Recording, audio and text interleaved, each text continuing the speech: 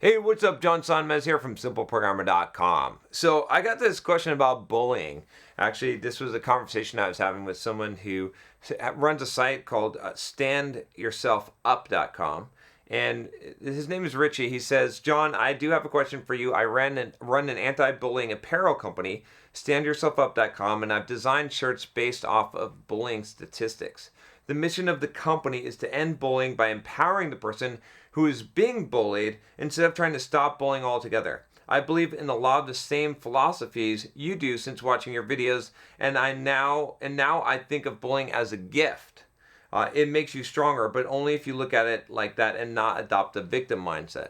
I'm in the middle of writing an email campaign for my company that is about what I would tell my freshman self to turn my life around when I was being bullied. My question to you is, if you had 20 minutes with a freshman teenager who is being bullied, what would you tell him or her to help put them on the right path in life? Thanks, John. So, this is interesting. I was trying to think about what I would say here. I mean, there's a lot of things I think that I would say about bullying and how to overcome it. So, of course, I've been bullied as a kid. I mean, when I was way younger and I was unathletic and wore a tag rag T-shirt. I had my parents dressed me, right? So when I was like in elementary school and stuff, and so I wasn't one of the cool kids, and I wasn't athletic, like I said, and so I definitely got bullied, and I don't think I probably dealt with it in the best way. But what would I say to myself now, right? Maybe in high school or college, being bullied. Or what would I say to someone who's being bullied? So there's a couple of things I would say. So first of all is that, as far as non-physical bullying, as far as someone talking down to you or making fun of you, the best possible thing that you can do is to not care, right? I mean, this is one of the things. It's like, I think bullying, the reason why that it causes such horrible effects on people's lives, and the reason why it damages lives and why people actually kill themselves is because they actually care what the bully says. Right? And when they do that, it actually causes more of it because that person is bullying you to get a reaction. They want something. They want to prove their dominance or power over you, and they want that reaction from you of you being hurt or you fighting back or you arguing back with them or whatever it is. But if you just accept what they say and it doesn't faze you, I mean, if you can't bully me if I don't allow you to, right? In the non-physical sense, right? If you say, John, you're a fucking idiot, and I say, okay, right? Like, okay, so is this what you've come to tell me? Okay, do you have anything else you want to tell me? Okay, I have a small penis. Okay, all right, whatever. Okay, okay. You see what I'm saying? Like, I'm not taking it personal, right? I could even pay you a compliment. I could say, yeah, you know what? I kind of like your shoes, though. So, you see what I'm saying? Like, I think this is probably a really good way to deal with that kind of a verbal type of bullying, right? Is just to really honestly not care. It doesn't even matter what you say. It's just that to have this perspective that you don't give a fuck what other people think about you and what they have to say about you. When you let it get to you, that's when things go crazy. That's when people go on this emotional roller coaster and you're like, why would this young person with their life ahead of themselves kill themselves or do ridiculous things or kill other people just because someone made fun of them, right? It's almost like you look at it and sometimes people when you look at it this lightly and you say, this is so silly, like, why do you even care?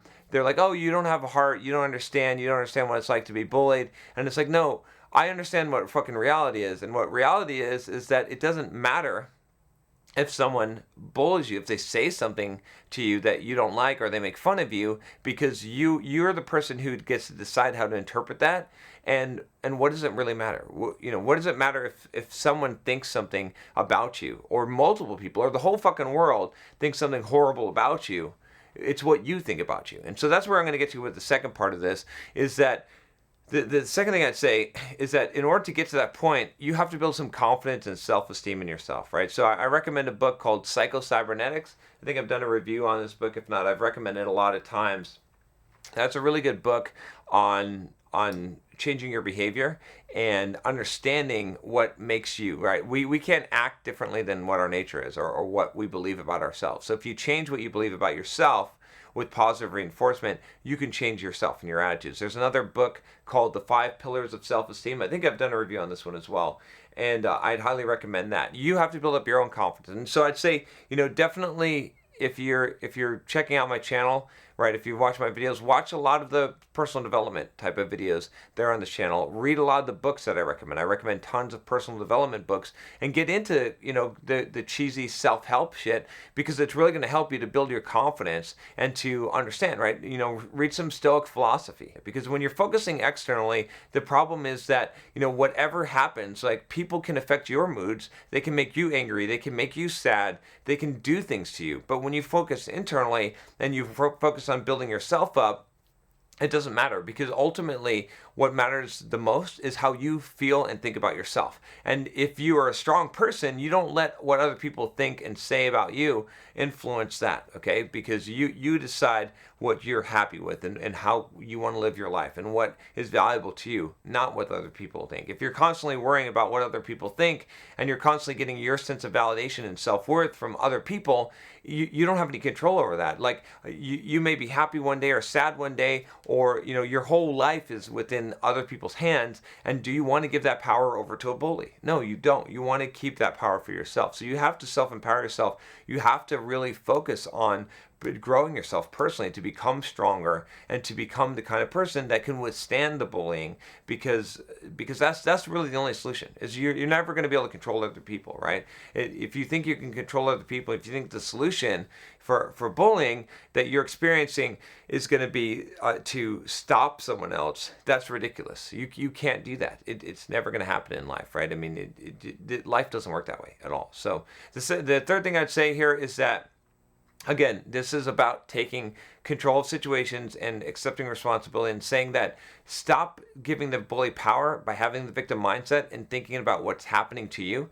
I have a whole playlist on the victim mindset, which you should check out, and you should avoid this victim mindset. So you should stop saying that this person's doing something to you. You should take responsibility and realize that it is your problem, not the bully's problem. And what do I mean by that? Is that the bully is doing whatever they're doing, okay, in life, but the fact that it affects you is your problem. And so you have to figure out ways to deal with your problem. Again, it comes back to the first 2 points where I talked about the idea of developing a thick skin, of ignoring what people say, not caring what people think, and developing yourself personally, right? So if you're still being affected by bullying, if it's hurting you in some way, then you have to figure out a solution for that. This is your problem, so you need your solution. You can't depend on someone else to solve this problem for you. So once you have that in your mind, and you realize that there's no one coming to your aid, there's no one coming to rescue you, and that you can't ever count on that, and you have to figure out a solution for yourself, that's when you start finding solutions. So if that's non-physical bullying,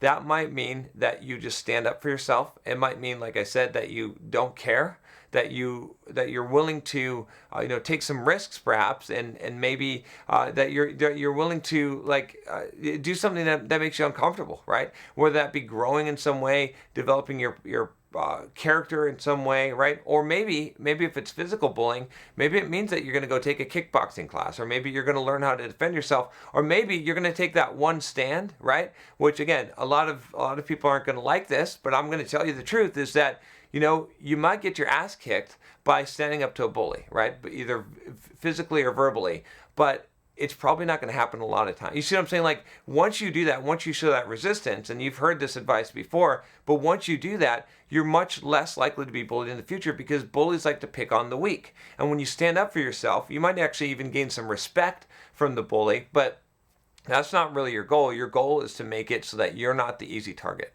And it's really easy, the reason why you get into a pattern of bullying a lot of people is because you back down a little bit, right? If you start to let someone to get one over on you and dominate you, and you let them bully you a little bit, then they're going to bully you more once you open that door. So you've got to be very resistant to anyone forcing their way on you or trying to intimidate you or threaten you in some way, and you just got to fight. And when you fight back, yes, there's going to be consequences. Yes, someone's going to test your resolve. I mean, it's not as simple as I think a lot of people say. They say stand up to a bully. Well, if you stand up to a bully, they're going to test you to see if you're really standing up or not, right? They're going to, punch you in the face. They're going to push you down. They're going to say something to you right back, and they're going to threaten you, and they're going to see, were you just bullshitting? Were you just standing up to them because that's what you're told to do? Or do you actually have the confidence that backs that up, right? And so that's the key thing, is right, you have to actually really, really stand up for them, and you have to be sometimes stand up to them, and you're willing to take that risk.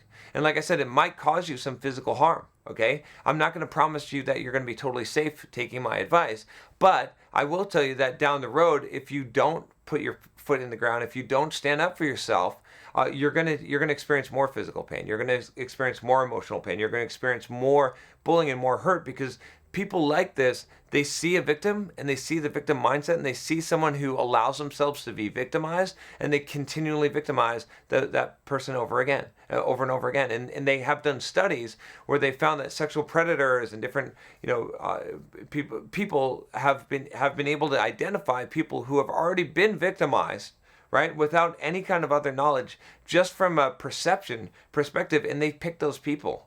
So those people end up getting, really the shit piled onto them because they never stand up, and they have some of them have the victim mindset. Some of them don't. I mean, you can be victimized, for anything. Like, you can be the victim of a crime. But what I'm saying is that if you have that mindset, you're more likely to be re-victimized again and again. So you got to stand up for a bully, or stand up to a bully. You got to, it might be physically, like I said, and there may be consequences for that, but it should at least be verbally, in the sense of not caring what they say, right? Not putting weight on what they say, and not being intimidated, right? If you don't do those things, you're gonna face the consequences. So, ultimately though, I'll wrap up and I'll tell you this.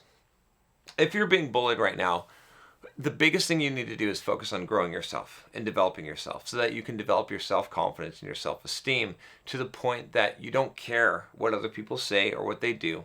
And if you need to defend yourself, that you can defend yourself. These are all important things that are going to stop you from being bullied. And even if you don't have that ability now, you got to plant your foot in the ground. You got to take a risk in life, and you got to say, look, I'm either going to take this choice where, because I can't control what other people do, right? And I don't condone bullying, and I don't think that, if we could stop bullies, sure, that'd be great. But that's not going to help you in your life. And instead, you got to make a choice. You got to say, either I'm going to completely submit and be bullied and let people threaten and coerce me into doing what I don't want to do, or treating me a way that I don't want to be treated, or I'm going to stand my ground, and I'm going to accept the consequences that come from that. That might mean that I get beat up. It might mean that people don't like me. It might mean that, there various bad things happen in my life, right? But I'll at least be free from that. You see what I'm saying? So you've got to make one of those choices. And if you don't make one of those choices,